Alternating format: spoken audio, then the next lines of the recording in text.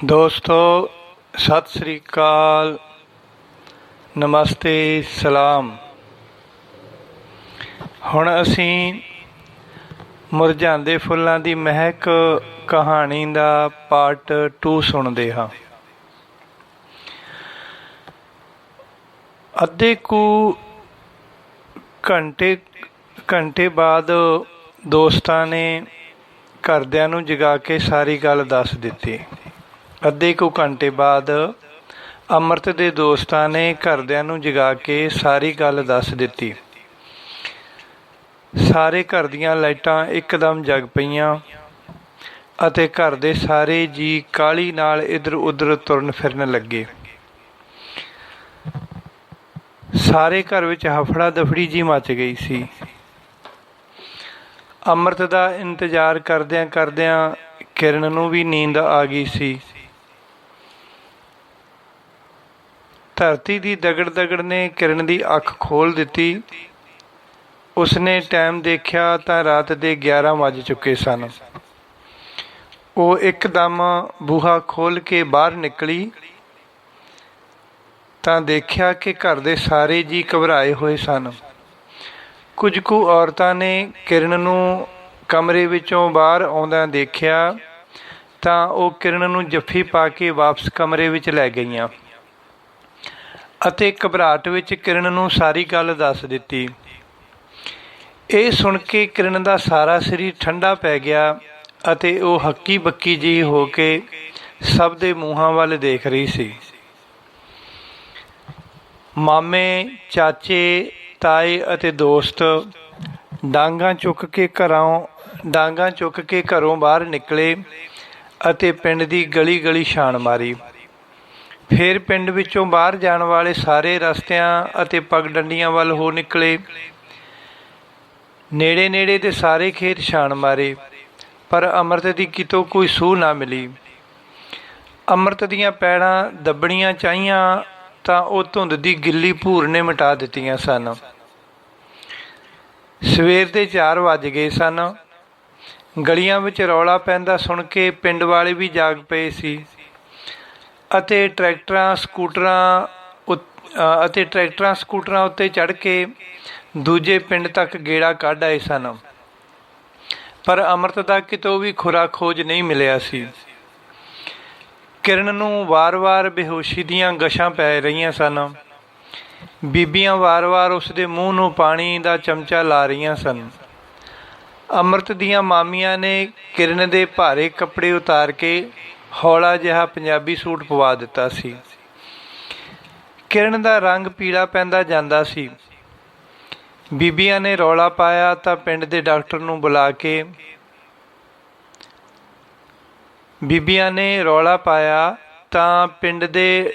ਮੁੰਡੇ ਨੂੰ ਬੁਲਾ ਲਿਆ ਗਿਆ।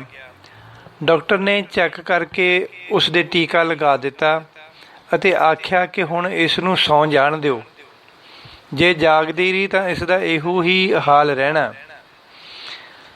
ਡਾਕਟਰ ਤਾਂ ਚਲਿਆ ਗਿਆ ਸੀ, ਪਰ ਬੀਬੀਆਂ ਕਿਰਨ ਦੀ ਲੱਤਾਂ ਘੁੱਟਦੀਆਂ ਰਹੀਆਂ। 15 ਕੁ ਮਿੰਟਾਂ ਬਾਅਦ ਕਿਰਨ ਨੂੰ ਨੀਂਦ ਆ ਗਈ ਤਾਂ ਸਾਰੀਆਂ ਬੀਬੀਆਂ ਕਮਰੇ ਵਿੱਚੋਂ ਬਾਹਰ ਆ ਗਈਆਂ, ਪਰ ਇੱਕ ਮਾਮੀ ਉੱਥੇ ਹੀ ਕਿਰਨ ਦੇ ਨਾਲ ਲੰਮੀ ਪੈ ਗਈ ਸੀ। ਦੁਪਹਿਰੇ 12 ਕੁ ਵਜੇ ਕਿਰਨ ਨੂੰ ਜਾਗ ਆ ਗਈ ਸੀ, ਪਰ ਰਾਤ ਵਾਲੀ ਗੱਲ ਯਾਦ ਕਰਕੇ ਉਹਦਾ ਫਿਰ ਉਹੀ ਹਾਲ ਹੋ ਗਿਆ। ਹੁਣ ਤੱਕ ਕਿਰਨ ਦੇ ਮਾਂ ਪਿਓ ਵੀ ਆ ਗਏ ਸੀ। ਕਿਰਨ ਦੀ ਮਾਂ ਉਸ ਨੂੰ ਧਰਵਾਸ ਦੇ ਰਹੀ ਸੀ, ਪਰ ਕਿਰਨ ਦੀਆਂ ਕੰਬਾ ਦੇਣ ਵਾਲੀਆਂ ਚੀਕਾਂ ਸਾਰਿਆਂ ਦਾ ਧੀਰਜ ਤੋੜ ਰਹੀਆਂ ਸਨ। ਪਿੰਡ ਦੇ ਮੋਹਤਬਰ ਬੰਦੇ ਇਕੱਠੇ ਹੋ ਕੇ ਥਾਣੇ ਵਿੱਚ ਅੰਮ੍ਰਿਤ ਦੇ ਗੁੰਮ ਹੋਣ ਦੀ ਰਿਪੋਰਟ ਲਿਖਵਾ ਆਏ ਸਨ। ਥਾਣੇਦਾਰ ਨੇ ਰਿਪੋਰਟ ਤਾਂ ਲਿਖ ਲਈ ਸੀ, ਪਰ ਪੰਜਾਬ ਦੇ ਹਾਲਾਤਾਂ ਨੂੰ ਮੱਦੇ-ਨਜ਼ਰ ਰੱਖਦਿਆਂ ਅੰਮ੍ਰਿਤ ਦੇ ਭਾਲਣ ਵਿੱਚ ਕੋਈ ਖਾਸ ਦਿਲਚਸਪੀ ਨਹੀਂ ਦਿਖਾਈ ਸੀ। ਪੂਰਾ ਦਿਨ ਤੇ ਪੂਰੀ ਰਾਤ ਕਿਰਨ ਦੇ ਮਾਂ-ਬਾਪ ਕਿਰਨ ਦੇ ਕੋਲੇ ਹੀ ਰਹੇ ਸੀ। ਪਿੰਡ ਦੇ ਨੌਜਵਾਨ ਮੁੰਡੇ ਅੰਮ੍ਰਿਤ ਦੀਆਂ ਦੂਰ ਨੇੜੇ ਵਾਲੀਆਂ ਸਾਰੀਆਂ ਰਿਸ਼ਤੇਦਾਰੀਆਂ ਵਿੱਚ ਜਾ ਆਏ ਸੀ। ਉਸ ਦੇ ਮਿੱਤਰਾਂ ਦੇ ਟਿਕਾਣਿਆਂ ਉੱਤੇ ਵੀ ਜਾ ਆਏ ਸੀ। ਵੱਡੀਆਂ ਨਹਿਰਾਂ ਦੀਆਂ ਪਟੜੀਆਂ ਉੱਤੇ ਵੀ ਦੂਰ ਤੱਕ ਨਿਗਾਹ ਮਾਰ ਕੇ ਆਏ ਸੀ, ਪਰ ਅੰਮ੍ਰਿਤ ਦਾ ਕਿਤੋਂ ਵੀ ਪਤਾ ਨਾ ਲੱਗਿਆ। ਉਸ ਦੀ ਕੋਈ ਨਿਸ਼ਾਨੀ ਵੀ ਨਾ ਮਿਲੀ।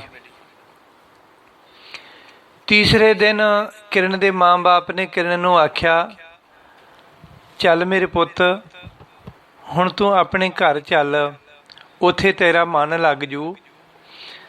ਜਦੋਂ ਅੰਮ੍ਰਿਤ ਆ ਗਿਆ ਤੂੰ ਫੇਰ ਆ ਜਾਵੀਂ। ਕਿਰਨ ਦੀ ਸੱਸ ਵੀ ਇਹੋ ਹੀ ਚਾਹੁੰਦੀ ਸੀ ਕਿ ਕਿਰਨ ਪੇਕਿਆਂ ਘਰ ਚੱਲੀ ਜਾਵੇ। ਜੇ ਇੱਥੇ ਰਹੇਗੀ ਤਾਂ ਇਸ ਨੂੰ ਵਾਰ-ਵਾਰ ਮੁੰਡੇ ਦੀਆਂ ਯਾਦਾਂ ਸਤਾਉਣਗੀਆਂ ਅਤੇ ਇਹ ਦੁਖੀ ਹੋਵੇਗੀ।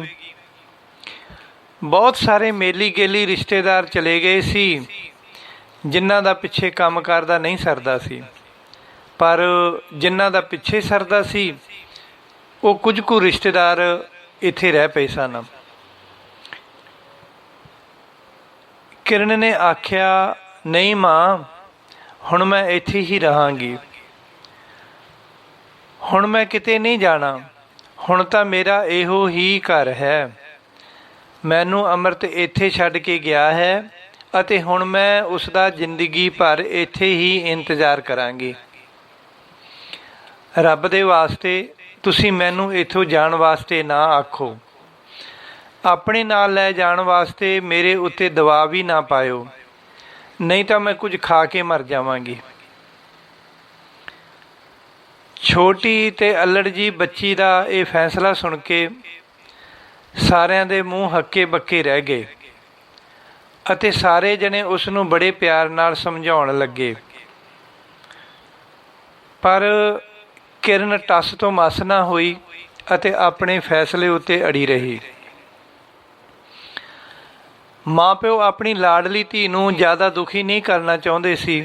ਇਸ ਵਾਸਤੇ ਉਹਨਾਂ ਨੇ ਸਾਰਿਆਂ ਨੂੰ ਆਖਿਆ ਕਿ ਸਾਡੀ ਧੀ ਜਿਵੇਂ ਚਾਹੁੰਦੀ ਹੈ ਅਤੇ ਜਿੱਥੇ ਵੀ ਰਹਿਣਾ ਚਾਹੁੰਦੀ ਹੈ, ਅਸੀਂ ਉਸੇ ਤਰ੍ਹਾਂ ਤਿਆਰ ਹਾਂ। ਫਿਰ ਉਹਨਾਂ ਨੇ ਅੰਮ੍ਰਿਤ ਦੇ ਬਜ਼ੁਰਗ ਮਾਂ ਪਿਓ ਨੂੰ ਹੱਥ ਜੋੜ ਕੇ ਆਖਿਆ, ਭਰਾ ਜੀ ਅਤੇ ਭੈਣ ਜੀ, ਅਸੀਂ ਤਾਂ ਆਪਣੀ ਬੱਚੀ ਤੁਹਾਡੀ ਝੋਲੀ ਪਾਈ ਹੈ। ਅੱਜ ਤੋਂ ਇਹ ਤੁਹਾਡੀ ਹੀ ਬੱਚੀ ਹੈ, ਤੁਹਾਡੇ ਹੀ ਪਰਿਵਾਰ ਦਾ ਅੰਗ ਹੈ ਅਤੇ ਤੁਹਾਡੇ ਬੱਚੇ ਦੀ ਹੀ ਅਮਾਨਤ ਹੈ। ਤੁਸੀਂ ਇਸ ਦਾ ਹਰ ਤਰ੍ਹਾਂ ਨਾਲ ਖਿਆਲ ਰੱਖਿਓ ਅਤੇ ਆਪਣੀ ਬਜ਼ੁਰਗੀ ਦੇ ਪਰਛਾਵੇਂ ਥੱਲੇ ਰੱਖਿਓ। ਅਸੀਂ ਆਉਂਦੇ ਜਾਂਦੇ ਰਹਾਂਗੇ। ਜਿਸ ਦਿਨ ਇਸ ਦਾ ਸਾਨੂੰ ਮਿਲਣ ਨੂੰ ਦਿਲ ਕਰੇ ਤਾਂ ਤੁਸੀਂ ਮਿਹਰਬਾਨੀ ਕਰਕੇ ਸਾਨੂੰ ਮਿਲਾ ਲਿਆਉਣਾ। ਬੇਸ਼ੱਕ ਓਨੀ ਪੈਰੀ ਵਾਪਸ ਆ ਲੈ ਆਉਣਾ। ਕਿਰਨ ਦਾ ਫੈਸਲਾ ਸੁਣ ਕੇ ਅਤੇ ਉਸ ਦੇ ਮਾਂ ਪਿਓ ਦੀਆਂ ਗੱਲਾਂ ਸੁਣ ਕੇ ਅੰਮ੍ਰਿਤ ਦੇ ਮਾਂ ਪਿਓ ਦਾ ਹਿਰਦਾ ਦਰਬ ਗਿਆ ਅਤੇ ਉਹਨਾਂ ਨੇ ਕਿਰਨ ਨੂੰ ਆਪਣੀ ਜੱਫੀ ਵਿੱਚ ਲੈ ਕੇ ਆਖਿਆ, ਤੁਸੀਂ ਫਿਕਰ ਨਾ ਕਰੋ ਭਰਾ ਜੀ, ਅੱਜ ਤੋਂ ਇਹ ਸਾਡੀ ਸਕੀ ਧੀ ਹੈ। ਸਾਡਾ ਦੁੱਖ ਸੁੱਖ ਅਤੇ ਹੋਰ ਸਭ ਕੁਝ ਇਸ ਦੇ ਨਾਲ ਹੀ ਹੈ। ਹੁਣ ਇਹ ਇੱਥੇ ਹੀ ਰਹੇਗੀ ਅਤੇ ਸਾਡੀ ਸੇਵਾ ਕਰੇਗੀ। ਸਾਡੇ ਕੋਲੇ ਰਹਿਣ ਨਾਲ ਸਾਨੂੰ ਅੰਮ੍ਰਿਤ ਦੀ ਕਮੀ ਮਹਿਸੂਸ ਨਹੀਂ ਹੋਵੇਗੀ। ਅੰਮ੍ਰਿਤ ਵੀ ਇੱਕ ਦਿਨ ਆ ਹੀ ਜਾਵੇਗਾ। ਸਾਡਾ ਦਿਲ ਕਹਿੰਦਾ ਹੈ ਕਿ ਉਸ ਨੂੰ ਕੁਝ ਨਹੀਂ ਹੋਇਆ, ਉਹ ਠੀਕ ਹੈ।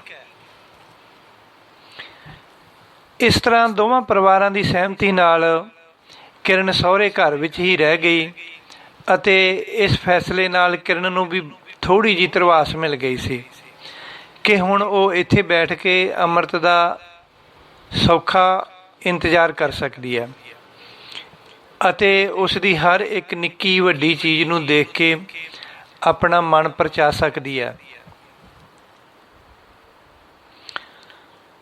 ਹਰ ਰੋਜ਼ ਸਵੇਰੇ ਹਰ ਰੋਜ਼ ਸਹੁਰੇ ਰੂਪੀ ਮਾਂ-ਬਾਪ ਦੀ ਸੇਵਾ ਕਰਕੇ ਕਿਰਨ ਨੂੰ ਅਜੀਬ ਜਿਹੀ ਸੰਤੁਸ਼ਟੀ ਮਿਲਦੀ ਸੀ ਅਤੇ ਘਰ ਦੇ ਹਰ ਕੋਨੇ ਵਿੱਚੋਂ ਉਸ ਨੂੰ ਅੰਮ੍ਰਿਤ ਦੀ ਹੋਂਦ ਮਹਿਸੂਸ ਹੁੰਦੀ ਸੀ। ਰਿਸ਼ਤੇਦਾਰ ਅਤੇ ਪਿੰਡ ਵਾਲੇ ਅੰਮ੍ਰਿਤ ਨੂੰ ਭਾਲ ਕੇ ਹਾਰ ਹੰਬ ਗਏ ਸਨ। ਰਿਸ਼ਤੇਦਾਰ ਅਤੇ ਪਿੰਡ ਵਾਲੇ ਅੰਮ੍ਰਿਤ ਨੂੰ ਭਾਲ ਕੇ ਹਾਰ ਹੰਬ ਗਏ ਸਨ ਅਤੇ ਆਪਣੇ ਘਰਾਂ ਵਿੱਚ ਬੈਠ ਗਏ ਸਨ। ਕਿਤੋਂ ਵੀ ਉਸ ਦੀ ਉੱਗ ਸੁੱਗ ਨਹੀਂ ਮਿਲੀ ਸੀ। ਪੁਲਿਸ ਤਾਂ ਪਹਿਲਾਂ ਹੀ ਉਸ ਨੂੰ ਲੱਭਣ ਵਿੱਚ ਅਵੇਸਲੀ ਜੀ ਹੋਈ ਸੀ। ਉਲਟਾ ਪਿੰਡ ਦੇ ਇੱਕ ਮੁਖਬਰ ਨੂੰ ਕਹਿ ਕੇ ਅੰਮ੍ਰਿਤ ਦੇ ਘਰ ਦੀ ਨਿਗਰਾਨੀ ਰੱਖਣੀ ਸ਼ੁਰੂ ਕਰ ਦਿੱਤੀ ਸੀ ਕਿ ਜਿਸ ਦਿਨ ਵੀ ਅੰਮ੍ਰਿਤ ਘਰ ਆਵੇ ਤਾਂ ਸਾਨੂੰ ਦੱਸਣਾ, ਅਸੀਂ ਉਸ ਨੂੰ ਚੁੱਕ ਲਿਆਵਾਂਗੇ ਅਤੇ ਉਸ ਦੀ ਪੁੱਛ-ਗਿੱਛ ਕਰਾਂਗੇ।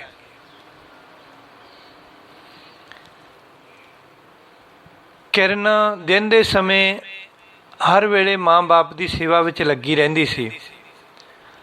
ਕੰਮਕਾਰ ਤੋਂ ਵਿਹਲੇ ਹੋ ਕੇ ਕਿਰਨ ਘਰ ਦੇ ਵੱਡੇ ਕਮਰੇ ਦੀ ਬਾਰੀ ਵਿੱਚ ਬੈਠ ਜਾਂਦੀ ਸੀ, ਜੋ ਸੜਕ ਵਾਲੇ ਪਾਸੇ ਖੁੱਲ੍ਹਦੀ ਸੀ। ਉਹ ਜਾਲੀ ਵਾਲੀ ਬਾਰੀ ਵਿੱਚ ਬੈਠ ਕੇ ਆਉਂਦੇ ਜਾਂਦੇ ਲੋਕਾਂ ਨੂੰ ਦੇਖਦੀ ਰਹਿੰਦੀ ਸੀ। ਕਿਰਨ ਦੇ ਪਿੰਡ ਤੋਂ ਦੂਰ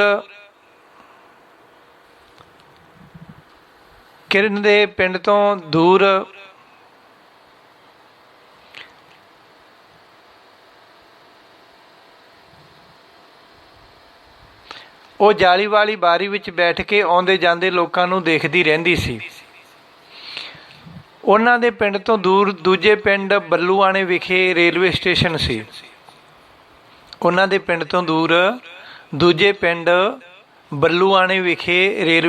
ਸੀ।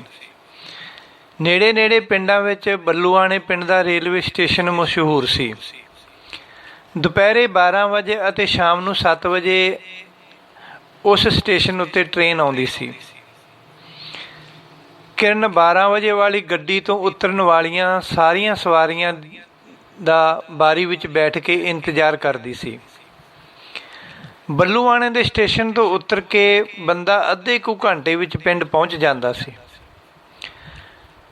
ਸਟੇਸ਼ਨ ਤੋਂ ਆਉਣ ਵਾਲੀਆਂ ਸਵਾਰੀਆਂ ਉਹਨਾਂ ਦੇ ਘਰ ਕੋਲ ਦੀ ਹੀ ਲੰਘਦੀਆਂ ਸਨ। ਰਾਤ ਨੂੰ 7 ਵਜੇ ਵਾਲੀ ਟ੍ਰੇਨ ਦੀਆਂ ਸਵਾਰੀਆਂ ਨੂੰ ਵੀ ਕਿਰਨ ਉਡੀਕਦੀ ਸੀ ਅਤੇ ਉਹਨਾਂ ਦੇ ਘਰ ਕੋਲ ਦੀ ਲੰਘਣ ਵਾਲੇ ਲੋਕਾਂ ਦੀਆਂ ਆਵਾਜ਼ਾਂ ਨੂੰ ਉਹ ਕੰਨ ਦੀ ਵਿੜਕ ਨਾਲ ਪਛਾਣਨ ਦੀ ਕੋਸ਼ਿਸ਼ ਕਰਦੀ ਹੁੰਦੀ ਸੀ।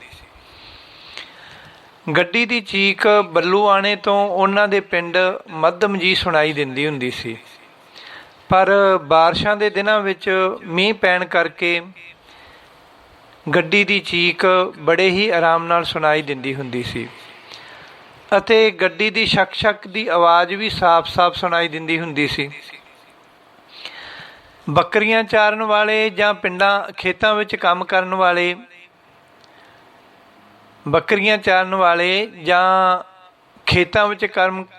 ਕਰਨ ਵਾਲੇ ਲੋਕ ਤਾਂ ਧਰਤੀ ਨਾਲ ਕੰਨ ਲਾ ਕੇ ਦੱਸ ਦਿੰਦੇ ਹੁੰਦੇ ਸੀ ਕਿ ਗੱਡੀ ਆ ਰਹੀ ਆ।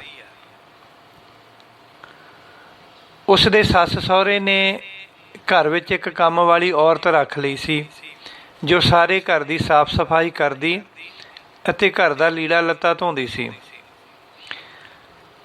ਪਸ਼ੂਆਂ ਵਾਸਤੇ ਤਾਂ ਪਹਿਲਾਂ ਹੀ ਇੱਕ ਛੇੜੂ ਰੱਖਿਆ ਹੋਇਆ ਸੀ।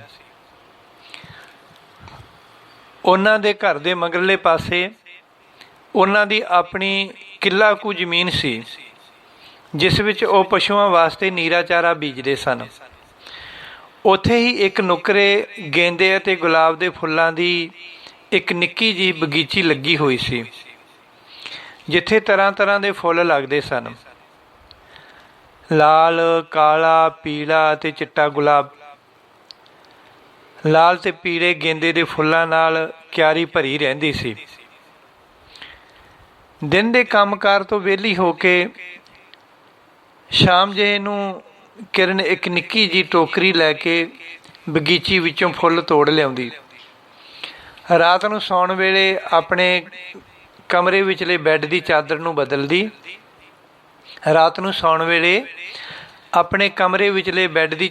ਬਦਲਦੀ ਅਤੇ ਉਸ ਨਵੀਂ ਵਿਛਾਈ ਚਾਦਰ ਉੱਤੇ ਫੁੱਲਾਂ ਦੀਆਂ ਪੱਤੀਆਂ ਦੀ ਸੇਜ ਵਿਛਾ ਦਿੰਦੀ ਅਤੇ ਆਪ ਸੋਹਣੇ ਕੱਪੜੇ ਪਾ ਕੇ ਤਿਆਰ ਹੋ ਜਾਂਦੀ।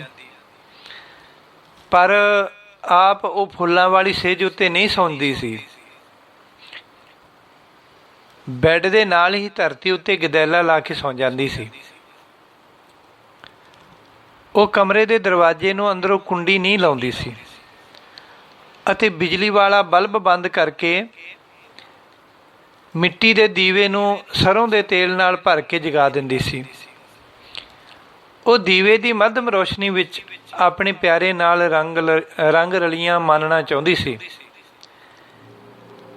ਦੀਵਾ ਸਾਰੀ ਰਾਤ ਜਗਦਾ ਰਹਿੰਦਾ ਸੀ ਅਤੇ ਕਿਰਨ ਜਾਗੋ ਮਿਚੀ ਵਿੱਚ ਸਾਰੀ ਰਾਤ ਆਪਣੇ ਪਿਆਰੇ ਦਾ ਇੰਤਜ਼ਾਰ ਕਰਦੀ ਰਹਿੰਦੀ ਸੀ।